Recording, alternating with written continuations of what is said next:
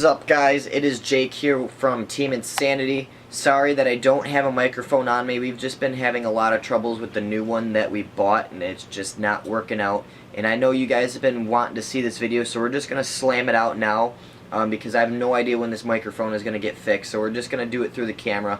Sorry, but yeah, I'll just speak up a little bit. So this is the Dye M2 review. We're going to do the giveaway in the next video. Okay, so the video right after this one, I'm going to talk about the details because this review itself is going to be a long review. Okay, I'm going to have a long maintenance video. I'm going to tear this entire thing apart, show you some cool features and all that fun stuff, so you guys get a nice little feel of the gun. So stay tuned for that. If you don't want to see the maintenance, just skip the maintenance and go straight to the conclusion if you're just looking to buy the gun. So first things first, we already did an unboxing, and I also held it up side by side with the DM15. You can see the differences. I suggest go watch that video if you haven't already and you're looking into buying one of these guns, because I kind of compare it and show you what the differences are between the 15, and most people know what the 15 and the 14 the differences are. So just to give you guys a baseline, and it was just the unboxing and first impressions and everything. So you get a really nice, better box, a nice hardcover case. So that's a good step for Dye. Oh, looks like the M2 is not there, so I guess we don't have a gun to give away. But anyway, so when you first open up the box, really cool, you have the list of all the O-rings and such inside of here that you're going to possibly need. Okay, so, and it's the actual size, and it also gives you the colors of them. Okay, so the number 20 is a black O-ring, the 017 orange, and so on and so forth, because Dye has a color-coded O-ring kit. Okay, really cool system. Now, other thing that I dislike, I mean it's cool and it looks cool, is the Dye passport manual thing. Not my favorite. I wish Dye is really good at their manuals beforehand. I wish they would go back to that, because I just like having a hardcover manual. If I'm having a problem with my gun, I don't want to go back to the computer and have to, you know, set up my gun, or if I'm having an issue at a tournament and I need troubleshooting or whatever, I'm not going to bring a computer with me, okay? And I don't feel like printing out 5,000 sheets of long paper just to carry with me. I want a nice color-coded not O-ring, sorry, nice color manual ready to go. A lot of companies have been dropping the ball on that, and it's been really pissing me off. So moving on, as you open up, you're gonna get a Dye barrel kit. Barrel kit, or just kidding. You're gonna get the barrels, plus you're gonna get a barrel cover. The barrel cover is someplace in my bag. It's not that amazing of a barrel cover. Nothing like applying an Eclipse barrel cover. You get a nice little startup manual. Again, I want a full color manual. I mean, yeah, it gives you like the sort of the pressures and how to charge it and how to turn on the gun, but for the most part I know how to turn the gun on and all that fun stuff, and it's pretty self-explanatory. Again, want a manual. You get the spare part, or you get the warranty card. Also, with the gun, here's the color-coded O-ring kits that I was talking to you about. You also get extra screws and extra few set screws, which are very important. Detent stuff for your eye pipe system. Yeah, more extra O-rings that you're definitely going to need. You also get a Dye tool kit. I don't know where it's at. Don't ask me. Don't look at me. It disappeared, okay? I'm not confirming nor denying that it's in my gear bag. But whoever wins this gun, you're not getting the Dye toolkit, unless you pay me $500 for it. But anyways, you also get some Dye lube. Again, I don't know where that went. I actually didn't take that one. That one's someplace in someone's bag down the road. I don't know.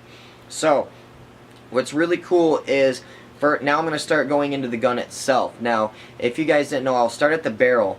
The best barrel, in my opinion, that I use all the time is the Dye Ultralight and Dye Boomstick barrels. Okay?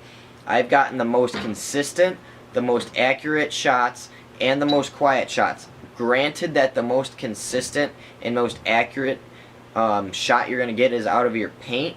The barrel does help, you know, a little bit, but I gotta say, it's not the shaft barrels. I've used the shaft 4s. They're loud. They're not that amazing. I've used the MechDev, the shift kits or whatever. Meh, whatever. I've used the Empire barrels, loud as fuck. I mean, it's cool that they have a freak insert and everything, but they're a little loud. They drop off a little bit faster than I think. And at first I kind of thought it was the gun. Now I think it's the barrel on how the porting and just how I just think that the balls in those barrels actually lose velocity, because I've seen it on my Empire Resurrection kit as long as all the Vanquish kits. I don't know what it is, but I almost feel like they lose a little bit. But that's besides the point. That's an Empire. I really like the Stella barrel kits. I would have to say that's one that can really compete. But stock barrels, pound for pound, there's not a question asked. If I want a stock barrel, I want it to be a Dye Ultralight barrel, without a doubt. Awesome, awesome, awesome barrel systems. Now, paint, as you may know, has gotten smaller throughout the years, okay? Especially if you live in a state like Michigan, or Chicago, or Indiana, or anywhere around Michigan, Minnesota, any place that's semi-cold, okay? Actually, we're really fucking cold. But any place that's really, really, really cold, okay? It sucks, okay? Because paint will come in off a truck as a 684, 685 bore. And then, the second that it hits that cold air, even in the summer, unless if it's humid, it's gonna get even smaller, okay? So when I first get my paint at the beginning of the day, if it's at 684, good, and then it starts rolling through the 684, I found. Or, you know, it fits it just a little, it doesn't really fit it too tight. So, dye through in a 684 barrel back, which is awesome, especially for the guys like me who live in Michigan and all of those surrounding states. I mean, like I said, the paint has just gotten smaller. When I've traveled to Chicago and Ohio and Indiana, all those places, all the paint has just, it's been smaller. It hasn't been anything to brag about. So, but for places when we come to beautiful Arizona, granted Arizona is not a humid state, but say you live in places like Florida, Carolina, or not Carolina, but California, places like that where sometimes, like especially in Florida where it's like 2,000% humidity there, where it's literally nothing but humid. Even though here in Arizona it's dry heat, but when it hits 100 degrees, yeah, your balls are going to swell, especially if you leave it out in the sun. Your paint's going to be garbage. But, so they also included their .88 barrel back stock that used to come with all the dye guns. Very, very awesome. So now, if you live, wherever you live or wherever you travel, you're going to have a barrel that compensates for that paint size. So, let's just move that out of the way. Here's the gun itself. We got the Blue Waters one. Dye was really fast. Dye and Lone Wolf, we bought it off the guys at Lone Wolf. If you guys need any dye guns or M2s, they can hook you up, especially if you're local. Support local paintball, but they hooked us up. Now, I have to say, this gun, as you can see, I don't have any air in the tank, but as you can see, as it's set up, it is very, very, very nice, okay? The ASA, it doesn't stick out too much. I'm going to go into the ASA later. But ergonomically, this gun is just freaking fantastic. The way that I can grip this gun, I did this same thing in the DM14 review, same thing in the DM12 review, basically I think the same thing in the DM15 review. But the way that you can hold this gun is just beyond, it's just incredible. It feels comfortable any position that you hold it. I've held it like this before. I mean, I've held it back. When I shoot left-handed, sometimes I'll shoot it. My right hand will be all the way back here. But it feels very, very comfortable wherever I want to put my hands, okay? With the DM14, the grips for me, especially with my little baby hands, not so much. It was very, it was kind of not that nice, I'm not going to lie, because the grips were a little bit thicker. Then the DM15 came along. Still, the grips were just a wee bit more beefy, but they were a lot nicer, to where now on the M2, like I said, I held the M2 up compared to a DM15 in the unboxing. Go watch that. There's no point in me doing it a second time when I already have a video on it. But the grips on this are just absolutely amazing. The ultralight grip frame has to be the most amazing grip frame I have ever held in my hands, but just no questions asked. Okay, the ultralight grip frame, what Dye has done with it, just amazes me. It is such a very, very small, thin grip frame. and it doesn't bend when you snake dive. So safety features. But anyways, so I have to say, this, all of the dye guns that I have shot, minus the 14 because the grips are a little bit beefy, have just always been the most comfortable. Also, I love shooting my Bob long guns. Okay, those grip frames and everything, fantastic. I love it. But there is nothing like an ultralight grip frame. The Vanquish is.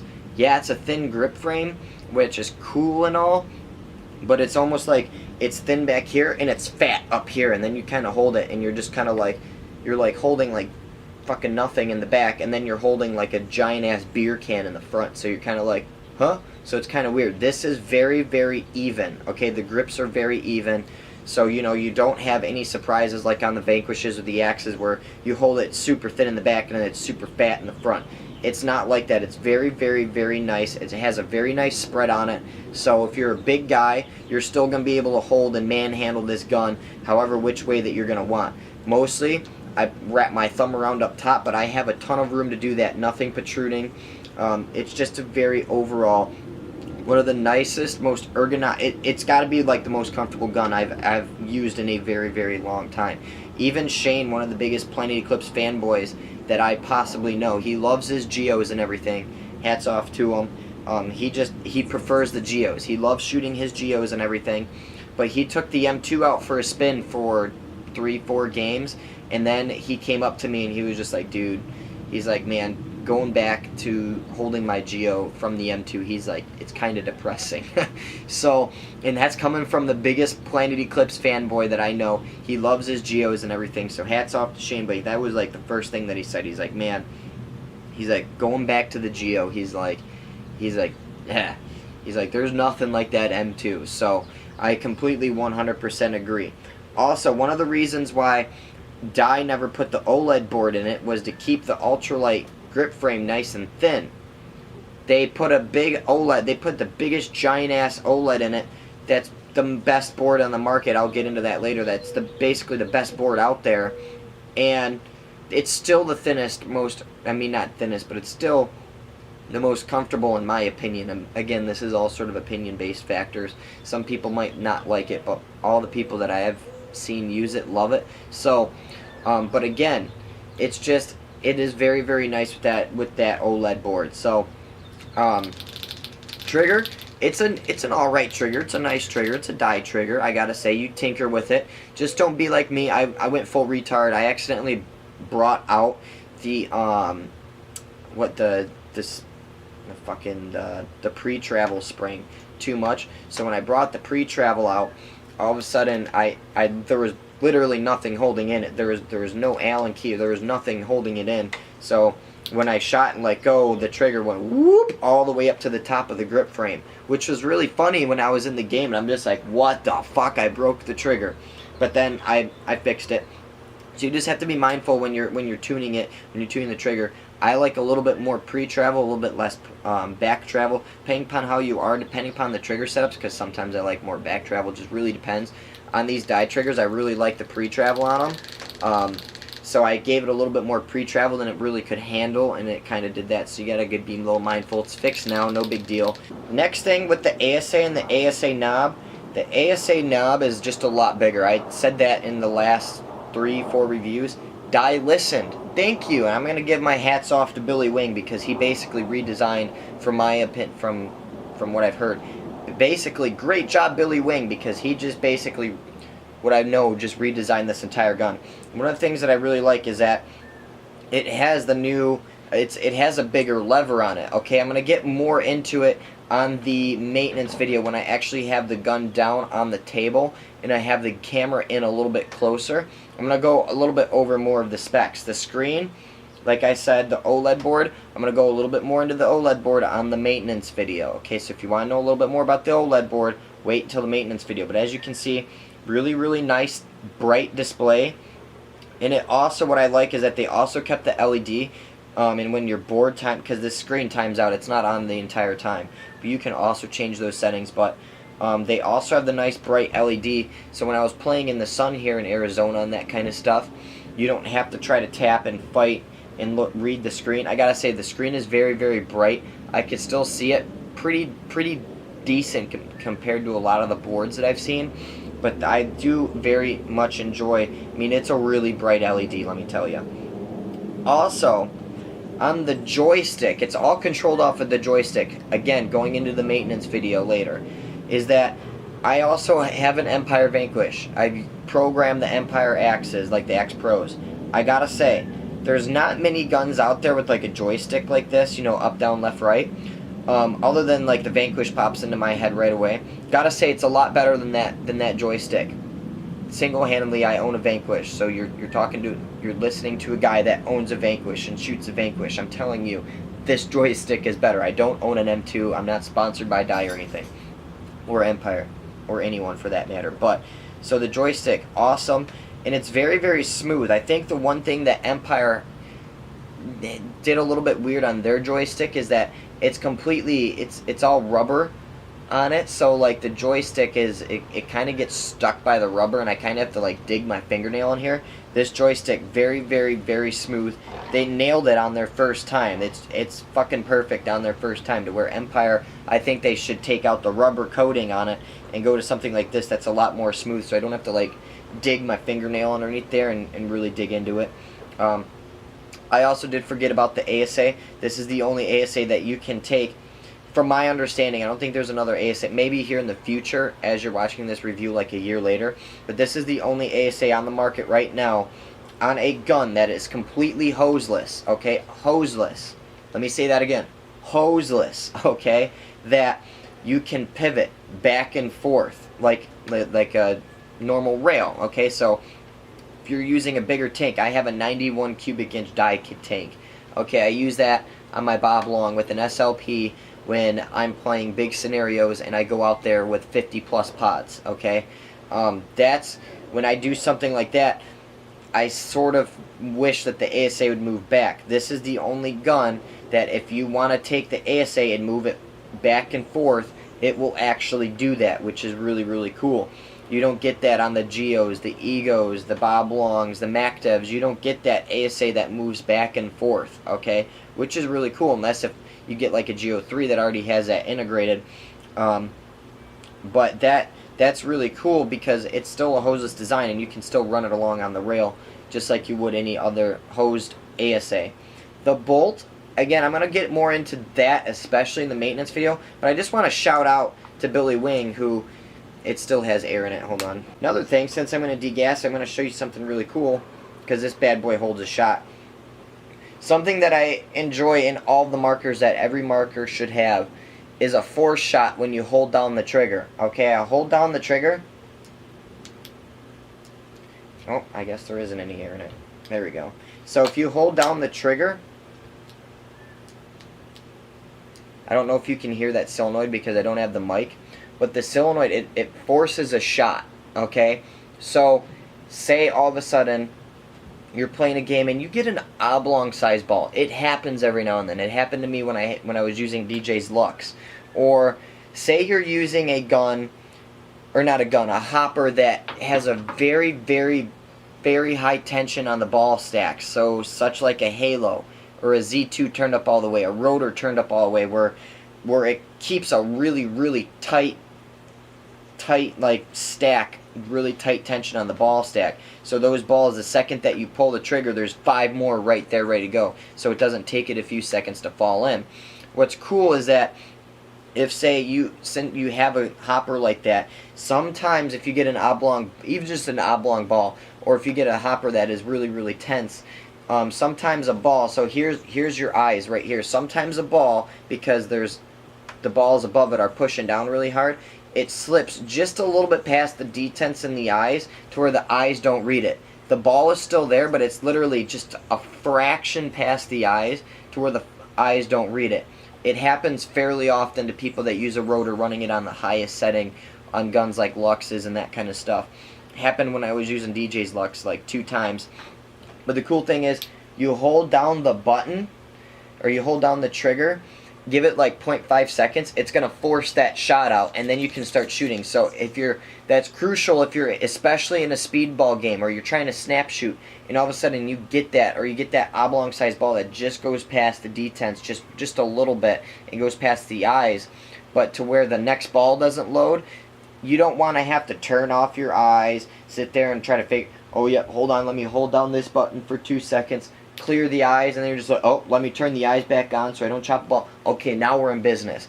Hold down the trigger, it's going to clear that shot, and then you're back rolling to shooting, okay? Really, really awesome when you're in a speedball game. You can go shoot bad guys a lot faster than having to turn your eyes off, turn your eyes back on, do all that fun stuff.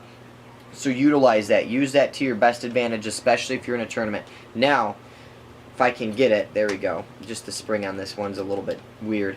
I have to say, to take this bolt out compared to the DM15 and the DM14 is a lot smoother than than those guns. It's just a lot smoother than the DM14 and the DM15. The DM14 I remember was so bad that I actually did it off camera. I couldn't figure out how to get it undone. I was like, how the fuck do you get this thing out? What I actually did was I had to leave the air on. I left a shot in the gun. I degassed the gun, and then as I pushed forward, and I pushed forward a little bit just to, you know, relieve the little thingy in there, and then I pressed the button and I used the back pressure in the air to boost out the bolt. That's what I had to do on the DM14. Not really convenient. Okay, especially for your first time, you're kind of like, what the fuck am I doing? Okay, that's kind of what my thought was. I'm like, how the hell am I supposed to get this toolless bolt out? Okay, so I gotta say, it's a lot smoother. Good job, Billy Wing, with your bolt. Another thing, if you guys haven't watched the past DM14, DM15 review, is that dye over-engineers everything. I don't know of many gun companies that have a toolless bolt design, especially that run on a track. This runs on a track, so I'll show you when I get this bolt off in the maintenance video. But there's actually, what holds this in, hold on, let me take, so this piece right here, if I press the button, you see it swivel. It runs on that track in there, okay? If that gets gummed up with dirt or debris or paint or anything like that, there's a little hole right here. You can, I don't know how well you can see it, but you just take an Allen key, you put the Allen key down there that fits. You can actually unscrew the part that runs in the track, so then that way you can still get your bolt out. So if it gets dirt or gunk or you get shot back there, I've never had that. I've never had to use it before. But again, it's there, so if all of a sudden you're in a tournament and you don't have a backup gun, and you're in a tournament and you get turf balls, or because those turf balls are fucking vicious, dude. If you get like a turf ball or something in there, like those little black turf balls or dirt or something in there, it's kind of game over. You're not getting your bolt out. And if something happens during a tournament, because it always happens during a tournament, not during walk-on play, but during a tournament, then you know what? You're still not out of commission. You can unscrew that and still rip your bolt out. Awesome. Good job, Dye, for keeping that in your gun. I already talked about the barrel. I gotta say, this gun, a lot lighter. And I have to say is that at first, one of the things is about the DMs is that how tall and beefy they were. If you guys have ever saw a DM12 compared to a Geo, it's basically two Geos stacked on top of each other. It's like two Geo bodies stacked on top of each other. But I gotta say is that, I mean, it's basic physics. The higher it is and the more shock absorbing there is, I mean, the less barrel rise you're going to have. That's what's really nice about the DMs, is that they don't have barrel rise. And one of the biggest reasons why is because they're so fucking big. They are so tall and they are so beefy that all of a sudden I got this M2 and I noticed right out of the box, I'm like, this thing is really milled down and really, really light compared to the DM15. So I'm like, I wonder how it's going to do with barrel rise. And I said that, I believe I said that in the first impressions video. Gotta say, no barrel rise still. Okay, I mean, yeah, obviously there's minimum, I mean, but I don't notice it. When I held it in the palm of my hand like this, and I would just take a shot, there was no significant barrel rise that I could even talk about in this review. Gotta say, this thing is the best shooting DM. And all the other DMs, if you've ever shot a DM, they are very, very smooth. They're smoother than the Geos. They're smoother. Okay, then the Vanquishes, it's kind of a toss-up because the Vanquishes are very smooth. But I gotta say, these compete with the Luxes. They compete with all those guns. They compete with the Bob Longs. They compete with all of that. Okay, very, very smooth. But I gotta say is that it's even smoother now. It has a smoother shot, more softer shot on paint. And I don't know how they did it. I mean, I do know how they did it, but again, very, very incredible on how they make a gun that's one of the best shooting guns on the market shoot even better, okay? And mill it down and still not get that barrel rise that other really small, thin guns have. The Dangerous Power G5, there was no milling in that. There was just a single little itty-bitty body tube, but the barrel rise on that was like, fuck, I mean, it's, you know, again, $300 gun, but still, there is nothing there. If you put it in a DM12, if you put that bolt in a DM12, say they're backwards compatible, you want to get that amount of barrel rise. So I'm very, very impressed on how they did that with this milling and how light and redefined that this gun is. It is very, very, it's just a lot better, okay? So I think I've nailed everything, the grips, the board. I'm going to get into a lot more in the maintenance video when I actually have the gun up close, the barrel, the milling, the feed neck. It's a feed neck that holds your hopper. I mean, there's not really much to talk about there. I mean, yeah, you need to loosen your hopper, or you need to loosen the feed neck. You know, you just do the little swivel thing, and then you need to tighten it. You go the opposite way.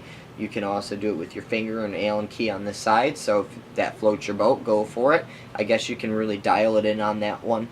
But yeah, it's a nice low-profile feed neck, sort of like the DM15 and such. So, other than that, I believe we are going to do the maintenance video now. Oh yeah, it is nice. I know people are going to wonder the efficiency. It's nice and efficient.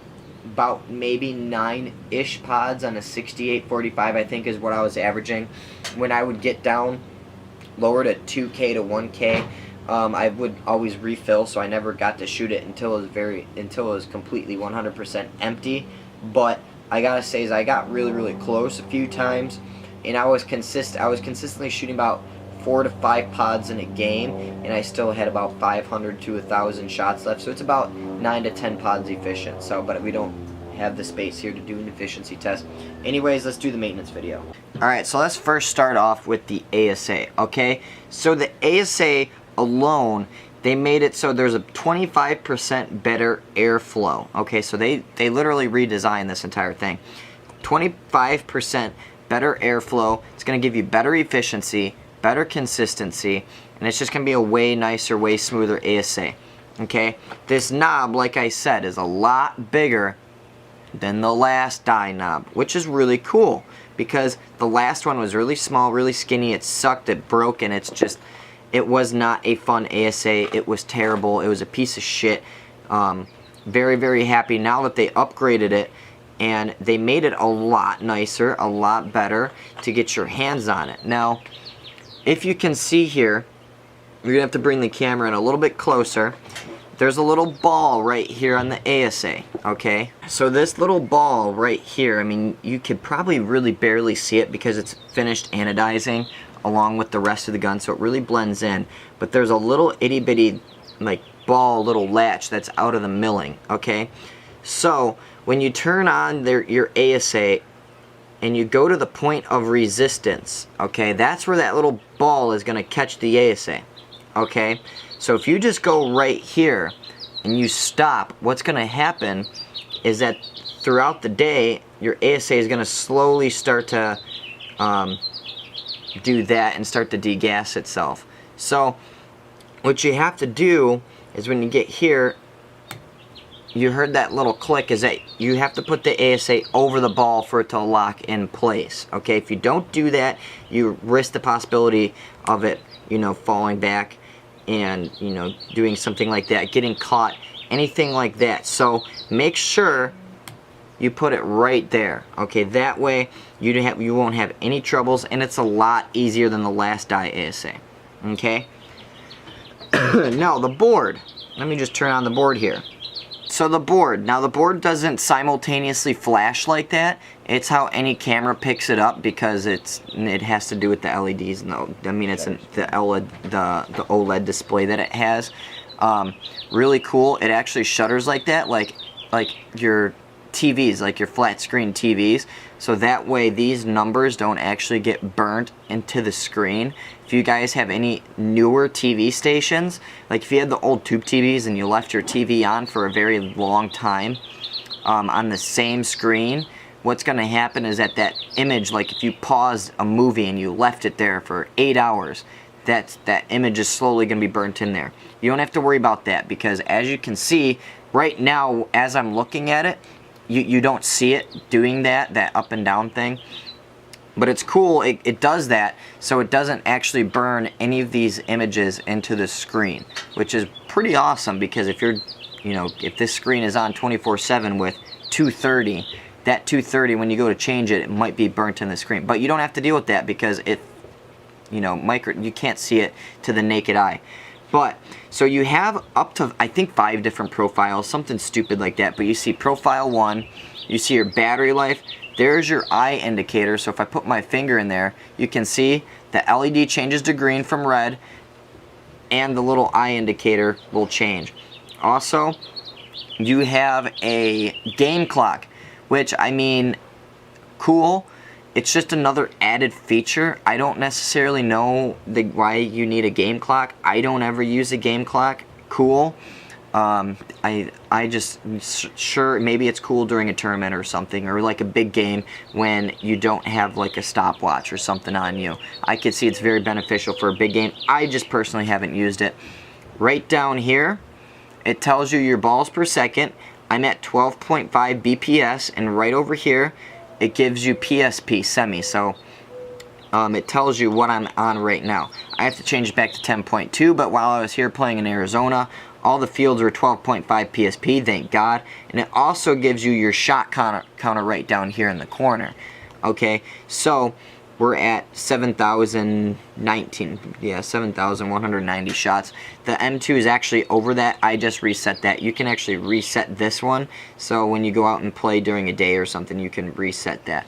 So now, how you do it, how you get into the programming mode is you want to push up on the joystick back here. Okay, and you're going to see profile. Now you're going to hold down the middle of the joystick. You're just going to press it down like a normal button. And then you're going to get into your performance settings here. Okay, to get back into your performance settings, hold down the button, and you can see you have your game clock. You can change your game clock. And then you just start using the side to side on the joystick to move through. Trigger sensitivity, I run mine at 3. Rate of fire, again, 12.5. And what I'm going to do, since we're here right now, I'm going to move it down back to 10.2. So what you do is that it's self-explanatory. It's up and down. It's the joystick that's up and down. So I want to go down, so I'm going to move the joystick down. Okay, so I'm going to bring it down. You can hold it. 11 balls per second, 10 balls per second, 10.2. There we go. Okay, so now I'm at 10.2 balls per second. Okay, pretty awesome. Now we will. Here's the firing of that 10.2. Firing mode. So you have PSP, you have full auto, you also have, oh, I changed it into full auto right there. Also have semi, you have Millennium, and then you have the PSP mode, which mostly everyone uses. You've got your dwell settings under performance settings. You got your ABS wait time. You even have your eye delay on here, and then you can exit out of the screen. Most of those you don't want to mess with unless if you know what you're doing and you're really tuning your gun. Okay, so let's get out of the performance settings, and now we can go into the data settings. So we're going to do data settings for profile 1, or you can change the name to the first profile. So which is really cool, because if you have a team gun and you guys travel, or say you have perfect winter settings, okay? Michigan winters, we can get down to -30, -40 degrees, okay? Not even joking. During the summer, we can go all the way up to 80 degrees. Okay, that's a 100-degree difference. That's literally 100 degrees of difference between 6 months, okay? So you can set your profile. Say I wanted profile 1 to be summer settings. You can name this summer setting or something like that, or spring settings, because even springtime can be 30, 40, 50 degrees in Michigan, and then summer again be 70 or 80 degrees. That's still a big temperature change versus when you're in Arizona, you know, December through all the way until basically June, it's fucking 70 degrees here, okay? So you can have all of your different settings. So I can have my winter settings, I can have different tournament style settings, so you can set that for each profile. Let's go into this one. And this one you can change the display. We're not going to go into that one too much. Select boot screen, so you can program this. So you can program the screen when you turn it on. You can program here. I'll just change it real quick. We will change it to.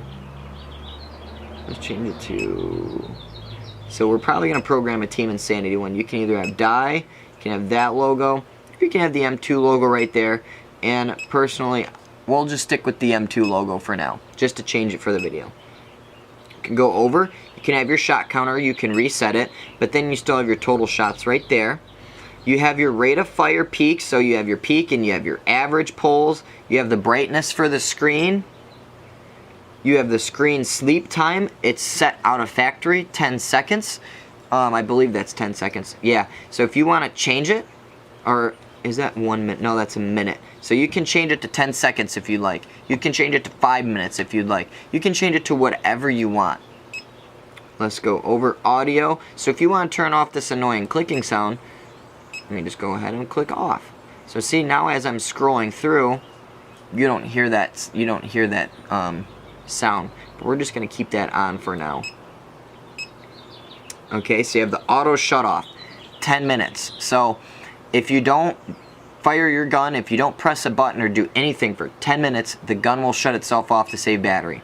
Pretty cool. Now, this is something that is really, really awesome in the M2 that they killed, that it is very, very important to a lot of guns, especially with a gun with a low pressure regulator. Having a low pressure regulator compared to a lot of other guns, like say a Geo that has, or a Shocker that doesn't have a low pressure reg, or basically the Bob Long VCOMs, the Bob Long guns have low pressure regs, but you can't necessarily dial in your gun and get it to shoot smoother or how you want it to shoot really as nice as you can with the LPR. Okay, with the low pressure regulator, you can really, really dial in your gun to shoot fantastic.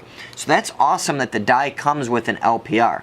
Now, the other thing is, before, when you had the M2, or when you had like a DM 15, 14, 13, all the way until the first DM with the LPRs, that you sort of had to wing it. Okay, if you watch my tuning videos, you had to go by turns with the Allen keys. So you'd have to take your Allen key and you'd have to turn it in 1 or 2 times, and then you'd sort of base it off of that pressure, and then you'd go into the chronograph and you'd shoot up and down from there. You can see what your low pressure regulator is running and what your high pressure regulator is running. I don't have any air hooked up to this, so they're both reading 0. If you air it up and you press the button, it's going to do instant readings on it. Fantastic. No other gun. The Vanquish has settings, or it tells you the pressure setting, but it only tells you the reg setting because you can't set it over 200 psi or else you're going to blow the solenoid. It doesn't tell you, again, there's no LPR on the Vanquishes, so you can't dial it down and get more consistent. Like, I mean, it's really consistent as it is, but again, like those other high-end guns, you're getting a low pressure reg, plus you don't need to go out and buy a separate pressure tester like you do with the Bob Long guns. You have it all programmed into here. Absolutely amazing feature. System service, so if you want to go into your servicing, so it will tell you by how many shots, and you can set how many shots you want to program for it to tell you to service. So this is for the high pressure regulator service. This is for the low pressure regulator service. This is for the bolt system. So I'm going to reset this because, oops, I'm going to reset this because we are going to do the bolt. So all you have to do is go down and click reset, press reset, boom, you're reset. So every 4,000 shots, it's going to tell you when to service it. So if you're like Jacob and you forget to service your guns, or you're just lazy, then your gun will actually physically tell you, hey, I need to be serviced. Keep it at 4,000. I'll tell you why I'm going to go to take out the bolt. Exit. Last but not least, it also has a factory reset on it. Oops, let me exit out of this. Has a factory reset on the modes. The training modes, absolutely incredible on this gun. I mean, you can tell by all the different settings that they've put in this, that this has to be the best board on the market. I mean, there's no other gun that comes with this much jam-packed features. So, you have a breakout drill. Okay, so what's going to happen is that the gun is going to do like a little beep. And then you're going to have your gun down on the starting box. You're going to pick your gun up and you're going to fire a few shots. The gun is going to stop. It's going to beep and it's going to record how fast you got your gun up from the starting box until your first shot, okay? No other gun does that off the top of my head. And it's going to record your fastest time, it's going to record your slowest time, and your average time. I believe if you plug it into the computer, I think I read someplace that you get all the difference, like you can see all your different shots. But you don't get this. You get a breakout mode in it, and it relays like every 10 seconds. Also, you get a snap shooting drill. So if you want to practice snap shooting in your backyard, all you have to do is set up a bucket, set up like a little bunker. All you need is like a piece of wood or something. You snap out the gun is gonna beep. You snap out, you shoot your target, you snap back in. It's gonna beep. You snap out, you shoot one ball. It's only gonna let you shoot one ball. You snap back in until the gun tells you to beep again.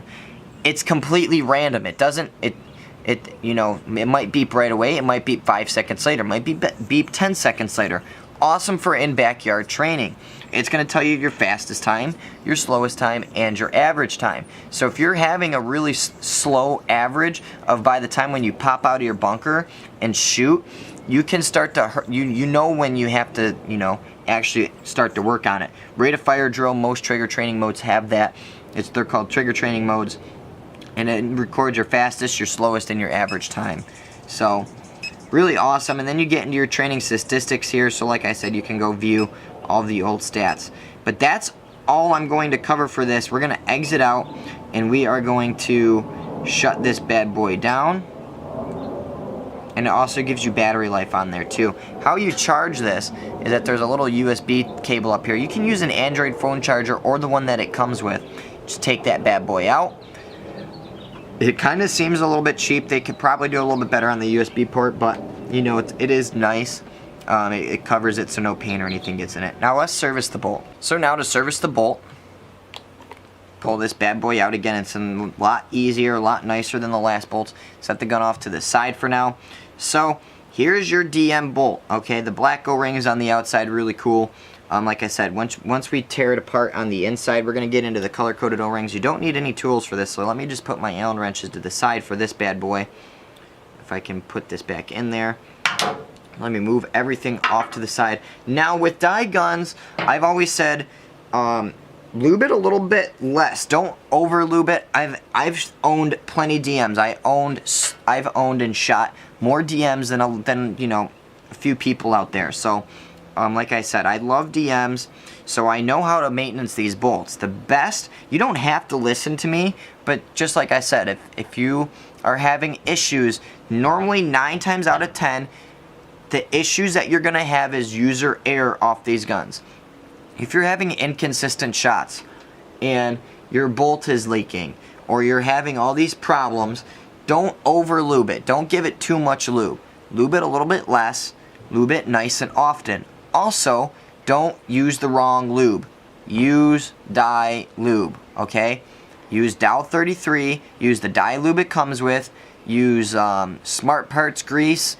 Use any Sleek. I'm going to use Sleek. It's a Dow 33 equivalent. So use anything that is Dow 33 or an equivalent. You can also probably use Monkey Poo on it. So use anything. Don't use Hater Marmalade. Don't use Tect Gun Salve. Don't use anything that's a thick grease. You're going to have a bad time. This is a very... You don't want to try to get away with using a thicker grease and having to maintenance it less, okay? When you try to do that, you're going to have a lot of issues. This is a spool valve gun with a lot of O-rings, okay? Lube this after every case or before every time you go play at least, okay? So if you're at a tournament and you shoot 3 cases, it's time for you to re-lube your gun. This isn't a Planet Eclipse Geo. This isn't an LV1. This isn't, anything else. This isn't like a Bob Long G6R. This isn't that type of gun. Lube it less, lube it a little bit lightly, and just lube it often. You're going to get so much better performance off of it. Anyways, you're just going to take this front O-ring off.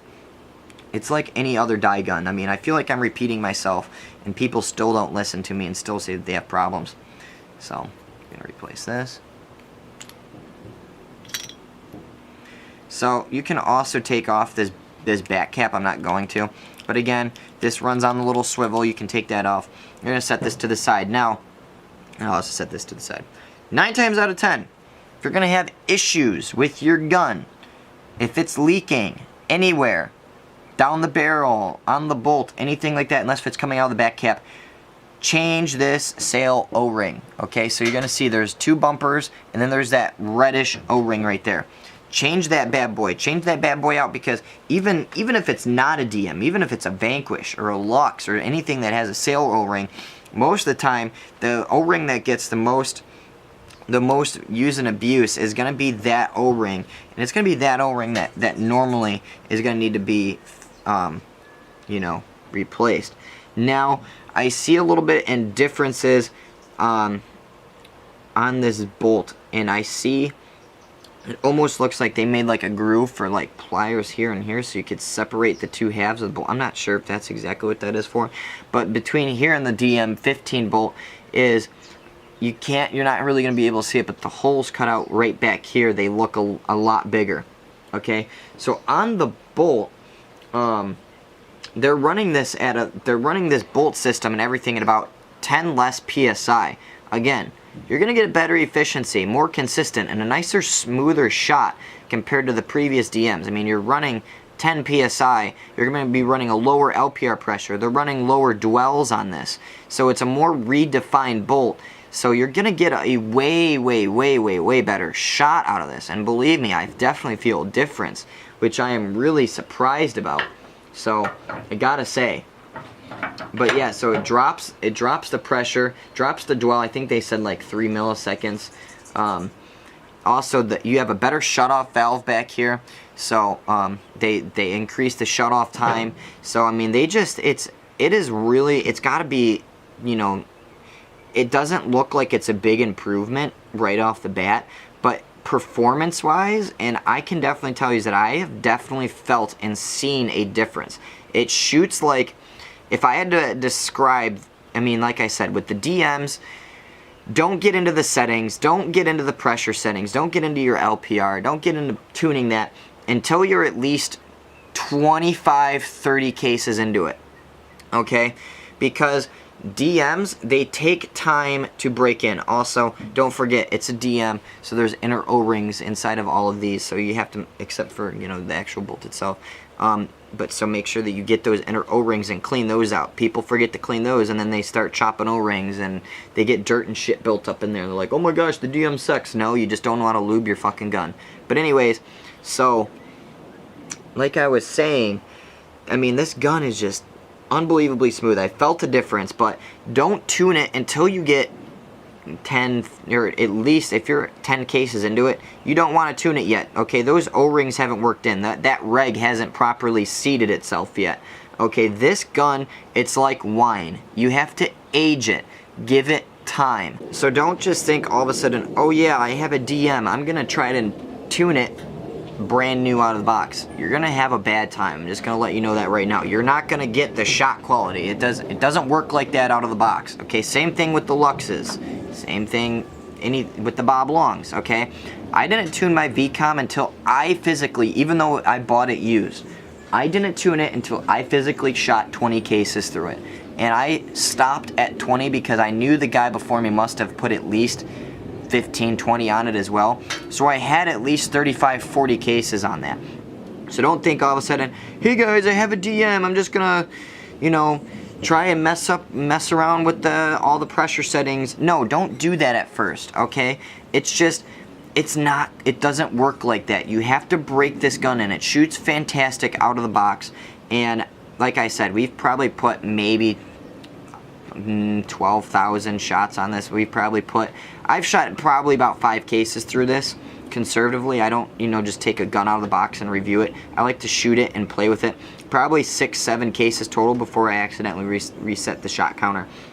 So, and I still don't tune this. It's all stock. I haven't messed with the settings. I had to mess with it a little bit during the winter time. because, you know, like I said, the winter settings kind of got a little messed up. I just like to work everything in a little bit, and then I'll add just a wee bit more because, again, I was putting it in dry because I wiped everything out. So, but you can see there's no standing lube on here. It's nice and shiny. There's not any standing lube that, you know, the O-rings are just oiled up. They're greased up like they're supposed to be. I don't have an over excessive amount of lube on here. You don't need that with DMs. Like I said, I have owned and shot and fixed, and did I say that I have fixed several DMs?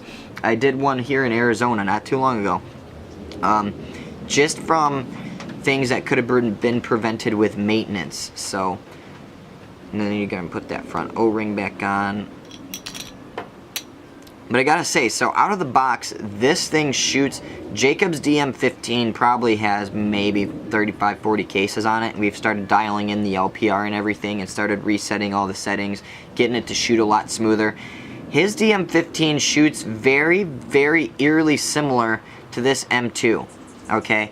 Out of the box, brand new. This thing shoots just like that, like that DM15 out of the box, brand new. And granted, after we shoot 35, 40 cases through that gun, we can drop the dwell a little bit more than 3 milliseconds. We can drop the dwell. We can drop the settings to go a little bit lower than 10 PSI. We can drop those settings. So granted that the DM15 is now, his DM15 is running about the same settings as this, but I can only imagine once I put, I mean, I'm not going to be able to. Whoever gets this gun, it's all basically stock settings, other than like some of the trigger settings. I'm just kind of, the shot, I don't know, after 30 cases and trying to dial it in, God, I can't even think of the shot quality that's gonna come out of this gun. I can't even imagine something like that. I have to say, if it's shooting like a well-tuned DM15, and that one we dropped about 4-ish milliseconds, and we dropped about 15 PSI, 10 PSI with the LPR, and we did some things with it, I can only imagine what this is gonna shoot like after we do, after whoever wins this gun, you know, does that. The eye-pipe system. Okay, again, 9 times out of 10, your problems are going to be user error. Okay, if you're chopping paint, charge the battery. I mean, it's pretty obvious. There's a battery. It tells you when to charge the battery. Okay, I don't let it go below 2 bars. Just saying. Now, this has an eye-pipe system. I have to say, the eye-pipe system is got to be one of the smartest and most innovative things out there. Okay. And I didn't really understand how smart and innovative it was until I shot a gun and chopped paint miserably without an eye pipe. Okay, when I was testing the Geo 2.1 with a little bit brittle paint, it couldn't really handle it, and I chopped 3-4-ish balls in a row.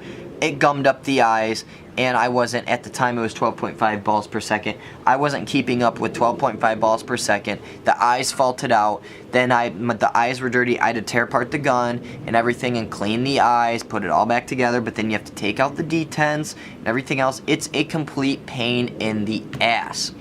You don't have to do that with this. That front O-ring that I took off, on this little eye pipe, I'm going to take it out nice and slow.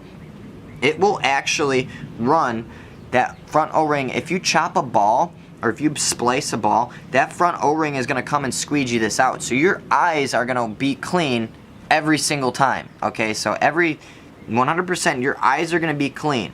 Your detents are also integrated into this. Okay, so I have to say, and you're also not going to get any breach wear. And say, you know, you're having issues with this eye pipe. Normally it's because people break them. Okay, they're not, I mean, they're plastic. Okay, but I have to say, they're the coolest pieces of plastic that I have seen in paintball. Okay, so yeah, after 70 cases you might have to replace one. On Jacob's, or on my DM, I shot, oh god, 45 cases and my eye pipe was still good. 45, 50 cases at least in my eye pipe. I didn't have a problem with it. If you take care of it, you're not going to have an issue. They also made the eye pipe 2.5 times thicker than the last eye pipe. I could tell when I pulled this eye pipe out that it was definitely nicer and thicker. So you're just going to want to wipe this off. But I have to say that just right out of the box is that it's a nicer eye pipe. You just want to clean it out. Don't be running squeegees through there. thick squeegees that aren't, you know, normally I take a water bottle and spray through. But I have to say, so your eyes are never going to fault out. You're never going to get a false read. You're not going to get, you know, paint gumming up your eyes where you have to tear apart your gun and everything like that during a tournament and all that. You're not going to get that on this gun. Also, when you're putting it back in, put it in nice and slow. Don't try to jam it in. Work it in. Okay, it takes about, you know, an extra 5 seconds. Watch what you're doing.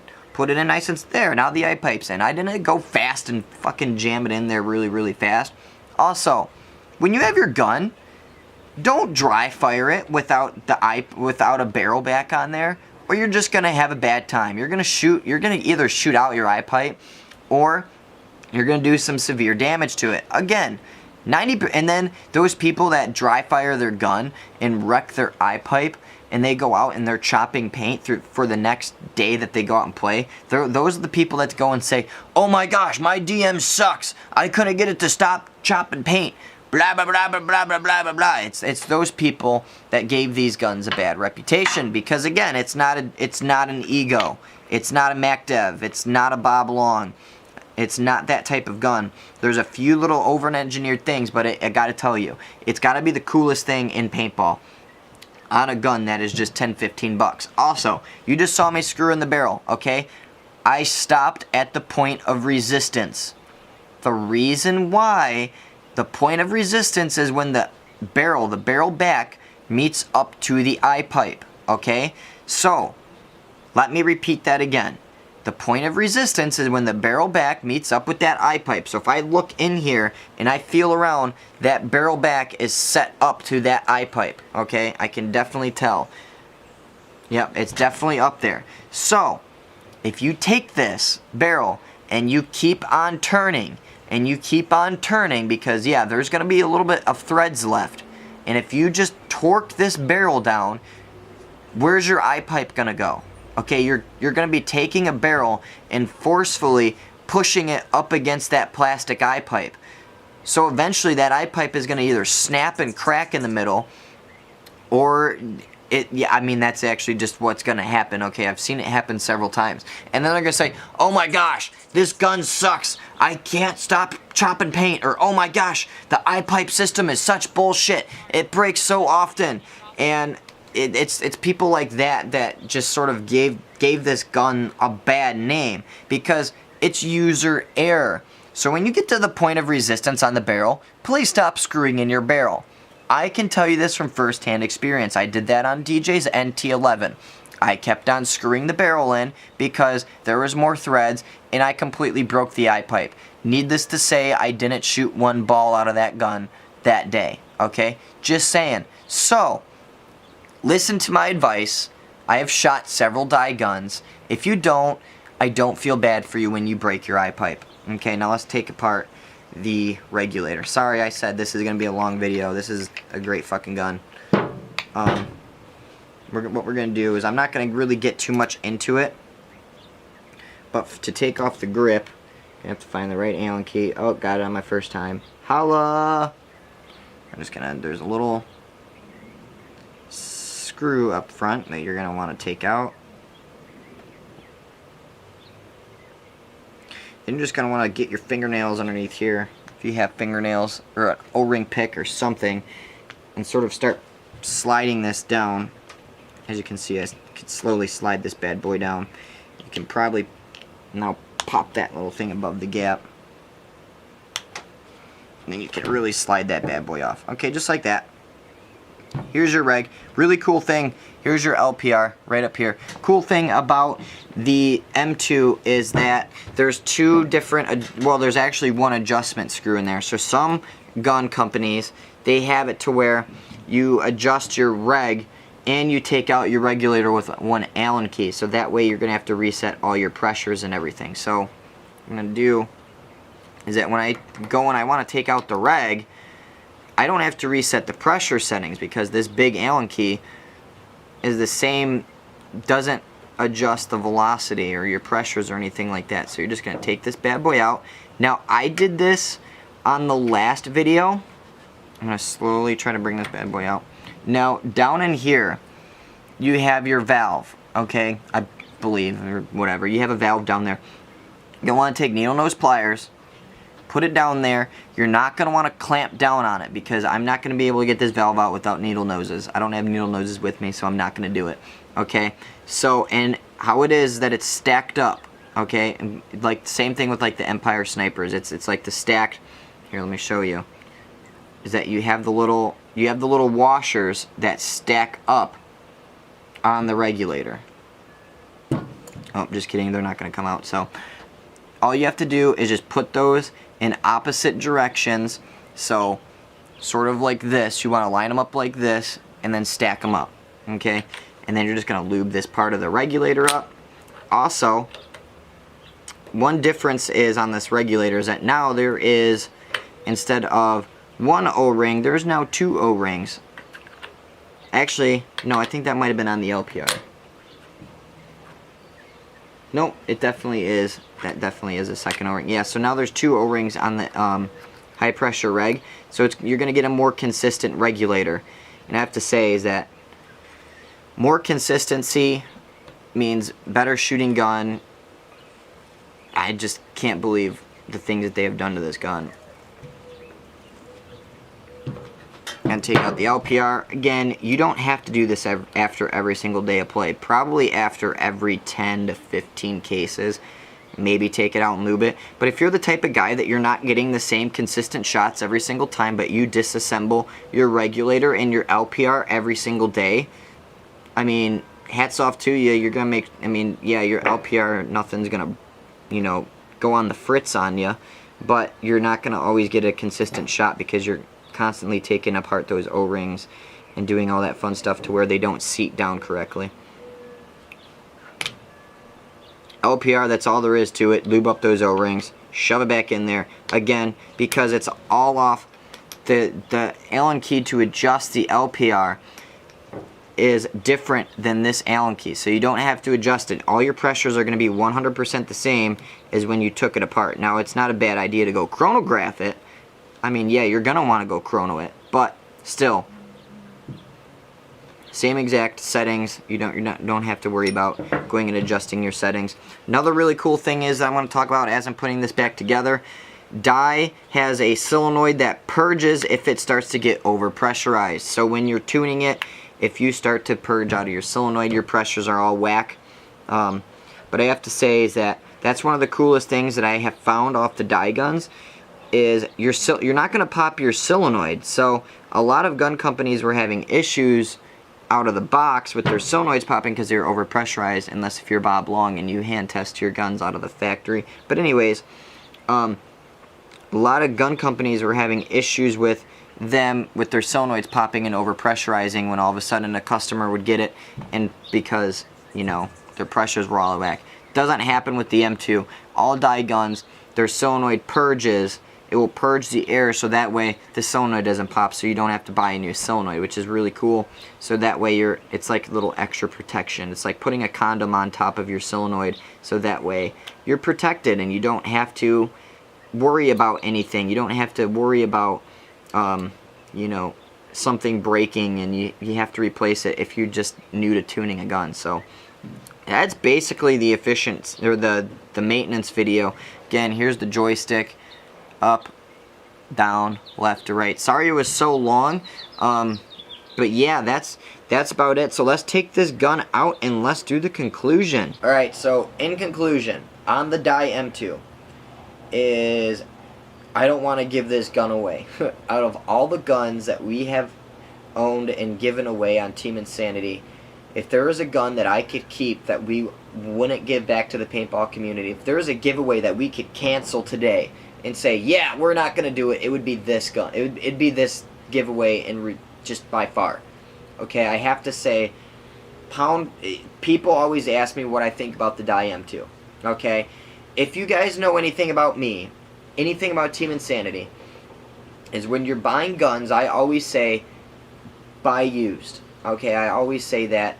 I always just say, you know what, you guys should probably, you know, if you're on a budget, yada yada yada, you know, I have $300 to spend. Oh yeah, go buy this gun used. Go buy that gun used.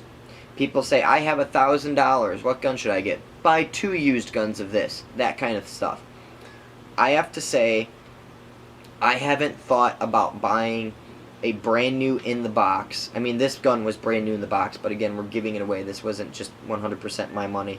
But I gotta say, there isn't one gun on the market today, even between the Luxes, that I would say, yeah, go buy that gun brand new. Until I got this gun and I started shooting and testing this gun. I would say, if you were to buy a brand new gun, pound for pound, it's not the CS1, okay? The CS1 has terrible ergonomics, it's ugly, it's not as smooth, it's nice and quiet, but I would buy a 3.5 all day over the CS1, okay? And I wouldn't buy a 3.5 over this, okay? So let's just get that out of the air. People keep on asking, what should I buy, a CS1 or an M2? If you want my true, honest opinion, I'm not a big fan of the CS1. It's they kind of, I personally, I think Planet Eclipse dropped the ball on that one. I like the 3.5 a lot more. I'd rather own a 3.5. I probably will own a 3.5 in the future. Probably not a CS1. I don't mean to make this turn into a die M2 versus CS1 video or conclusion, but I mean, a lot of people have been asking, so you guys want my opinion? There's my opinion. Some people are going to go buy a CS1, but they probably haven't shot this. But pound for pound, like I said, if there is a gun that I would buy brand new on the market today, it would be this gun. Okay? Bob Long VCOM, it's up there, but I would buy it for $500 used any day of the week instead of new. But I have to say, again, this has just absolutely taken words out of my mouth. Okay, Billy Wang and Dye just fucking nailed this gun. You guys just completely went above and beyond. You fixed everything that I said needed to be fixed and more. You have just made the complete gun for all the people that kept on complaining, oh, Dye hasn't done anything innovative for years. Well, yeah, they've had the best fucking shooting bolt design for years. Compared to, I mean, unless if you look at the Luxes, but besides the fact, they've had like the best basically shooting bolt design for years. They've had the best ergonomics for years until the 14 sort of. I mean, they've been nailing their guns. Just a lot of people didn't like. I mean, yeah, not having an OLED was kind of a disappointment, but again, I understand why they did it. But now, for all you people that said, oh, I don't understand why you would buy a gun without an OLED board, or a $1,200 gun without an OLED board. Well, now there should be nothing stopping you, because now you have an OLED board. It shoots smoother than basically anything that I've shot in a very, very long time. It shoots about just as smooth as Vanquish 2.0, which is very, very effing smooth. So I have to say is that if you haven't tried this gun, just go out and try it. The LPR, the high pressure rag, the ASA, everything, and how everything has been just redefined. The bolt, it's just, I've got to say, it takes words out of my mouth. It's just, this gun has just surprised the living daylights out of me. Hats off to Dye. I haven't shot a gun that I haven't been this impressed in a gun probably since I shot the VCOM several years ago, and I'm probably more impressed on this gun because of what I know where they've come from. Okay, they've come from basically one of the best proven bolt designs in a long time, and they made this line just even better, even smoother, even lighter, even more comfortable, and they threw an OLED board in it, and they have a perfect joystick, and they did a better ASA, nicer feed neck, best barrel system, plus 2 backs.